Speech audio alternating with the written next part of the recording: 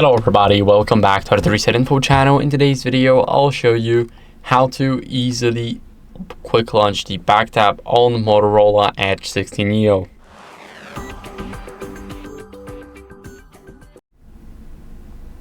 So first, what you guys want to do is go over and we're gonna open up the settings. So let's go to settings. Here we want to go to gestures, so they are almost at the top. Here we want to scroll down until we see the quick launch, the first option in the Kinetic Gestures. We want to enable it, and here in the gear icon we can customize it. So I got it set to take a screenshot, but if we want to use it to quick launch some apps, we can switch to open app.